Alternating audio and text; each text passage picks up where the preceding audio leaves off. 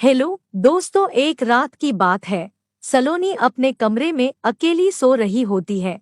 ठंड का मौसम था। सलोनी रात को 9 बजे अपने घर का सभी काम खत्म कर तथा अपने ससुर प्रेमनाथ जी को खाना खिलाकर अपने बगल वाले कमरे में चादर ओढ़ कर सो गई। सलोनी के पति कमाने के लिए बाहर गए होते हैं, जो साल में एक बार या 2 बार ही अपनी ड्यूटी से घर आ पाते हैं। घर परिवार में सलोनी के पति सुरेश तथा ससुर प्रेमनाथ जी ही हैं।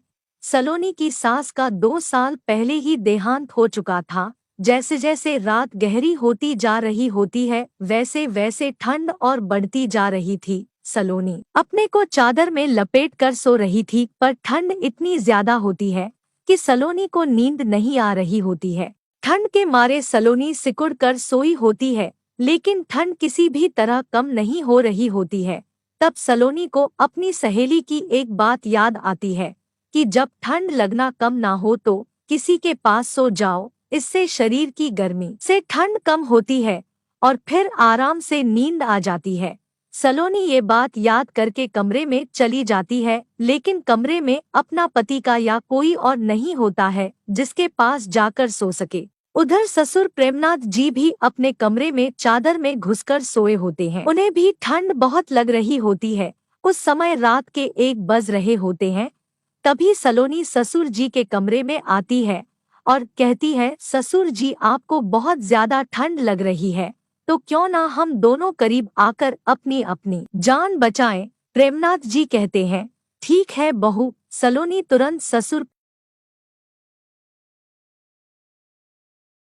और कहती है, अब आप निश्चिंत होकर सो जाइए, क्योंकि अब हमें ठंड उतनी ज्यादा नहीं लगेगी। पर ठंड तो ठंड होती है। धीरे धीरे वक्त गुजरता है, दोनों को ठंड लगने लगती है। सलोनी अपने ससुर प्रेमनाथ को पकड़कर सोने लगती है। यह देखकर ससुर प्रेमनाथ को आश्चर्य होता है, पर वह कुछ नहीं बोलते हैं। पर वह धीरे धीरे प्रेमनाथ को पकड़कर सोने से ठंड कम होने लगती है। तो प्रेमनाथ जी को भी बहुत अच्छा लगता है। दोनों अब एक दूसरे को पकड़कर सोते हैं। ठंड तो कम हो जाती है और ससुर प्रेमनाथ को अब गर्मी का एहसास होने लगता है और बहू सलोनी को और जोर से पकड़कर सोते हैं। सलोनी भी बहुत अच्छा महसूस कर रही होती है। इतने दिनों बाद किसी मर्द की बाहों में सोने को मिला है। सलोनी उसके ससुर और जोर से खर्राटे लेने लगते हैं और कमर से लेकर पैर तक अपनी दोनों से चढ़कर सोते हैं। अब सलोनी पूरी तरह अपने ससुर प्रेमनाथ के आगोश में समा गई हो। अब धीरे धीरे सलोनी को भी यह बात समझ में आ रही होती है कि अब तो ठंड कम हो गई और बरसों की कमी अंदर ही अंदर परेशान करने लगी है। सलोनी के साथ इस सोने से ससुर प्रेमनाथ जी की ठंड भी भाग चुकी होता है। अब प्रेमनाथ जी के शरीर में इतनी गर्मी हो गई है कि क्या वह अपने कंट्रोल से बाहर हो रहे होते हैं और यह गर्मी उनके माथे में चढ़ने लगती है। उनका दिमाग सलोनी के साथ सलोनी की दुनिया में चला गया होता है। प्रेमनाथ जी भूल गए कि हो सकता है सलोनी उनके पास ठंड से बचने और उन्हें ठंड से बचाने के लिए उनके पास आई है। सलोनी को भी बहुत अच्छा लग रहा होता है और प्रेमनाथ को सलोनी चाहत की नजरों से देखने लगती है। प्रेमनाथ जी अपने दायरे के बाहर निकल रहे होते हैं और सलोनी को अपना बनाने लगते हैं। सलोनी के साथ उनके हाथों का स्पर्श और सोने के अंदाज से सलोनी भी समझ गई होती है अपने प्रति अपने ससुर प्रेमनाथ जी की बढ़ती चाहत और उम्र का एहसास। पर सलोनी यह सब होने अपने साथ अच्छा महसूस कर रही होती है। धीरे धीरे रात गुजरती है। रात की 2 बज गए होते हैं। अब तक सलोनी और उनके ससुर प्रेमनाथ जी को नींद नहीं आई होती है। पहले ठंड के कारण नींद नहीं आ रही होती थी, लेकिन अब गर्मी के कारण मन में चाहत की भावना, एक दूसरे के पाने की भावना सोने नहीं दे रही थी।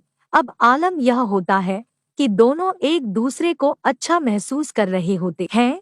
सलोनी अपने ससुर को मना नहीं कर पा रही होती है और ससुर प्रेमनाथ को लगता है कि बहू को भी अच्छा लग रहा है। यह भी कुछ नहीं कह रही, ना रोक पा रही थी। यही अच्छा मौका है हमें एक हो जाने का। और ससुर प्रेमनाथ जी सलोनी को अपना बनाने में लग जाते हैं। ससुर प्रेमनाथ को अपनी वर्षों से तभी सारी इच्छाएं सलोनी के साथ पूरी करने लगते हैं।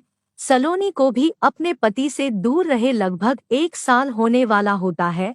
ससुर जी के साथ सलोनी आनंदित होने लगती है।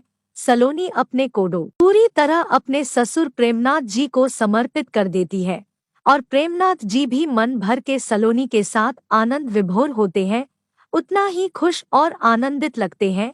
दोनों बहुत ही गहराई में उतर जाते हैं, हद से ज्यादा।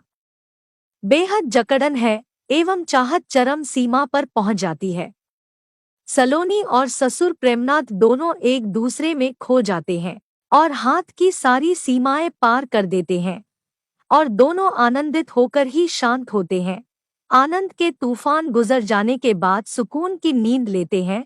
जब सुबह होने वाली होती है कि तब पड़ोस में मुर्गे के बोलना शुरू कर देते हैं। सलोनी उठकर जाने को होती है। प्रेमनाथ जी कहते हैं, ठीक है, तुम जाकर घर का और सब काम कर लो सलोनी, मैं अब तक नींद पूरी कर लेता हूँ। सलोनी जाती है, अपने कमरे में घर का काम करने लग जाती है, लेकिन सलोनी को नींद लगने लगती है क्योंकि वो रात भर अच्छे से सोई नहीं होती है। अब वह घर का सारा काम खत्म करके जैसे ही अपने बेड पर जाती है, उसे थोड़ी देर में गहरी नींद आ जाती है। सलोनी सो जाती है। जब नींद खुलती है तो शाम का 4 बज रहा होता है। जल्दी से उठकर अपने घर का सब काम करती है और अपने ससुर जी को जगाती है और दोनों खाना पीना खाते हैं। और इसी तरह सलोनी और ससुर प्रेमनाथ जी की प्रेम कहानी चलती रहती। मन में हमेशा एक डर बैठा रहता है कि कहीं कोई गलती न हो जाए या किसी बात पर कोई नाराज न हो जाए। इस उधेड़बुन के बीच ससुर प्रेमनाथ जी सलोनी की सुनी गोद को हरा भरा कर देते हैं और आने वाले नए मेहमान का परिवार में स्वागत करते हैं। जब सलोनी का पति आता है तो उसे ना चाहते हुए भी इस रिश्ते को स्वीकारना पड़ता है कि क्योंकि इसके अलावा उसके पास कोई चारा नहीं होता है। इसीलिए कहा जाता है कि अपने जीवन साथी की जरूरतों को बहुत लंबे समय तक ना तड़पाए, अन्यथा वो कहीं और से पूरी होने लगती है। दोस्तों, आपको कहानी कैसी लगी कमेंट में जरूर बताइएगा और हमारी इसी तरह की कहानी सुनने के लिए हमारे चैनल को सब्सक्राइब कीजिएगा। धन्यवाद।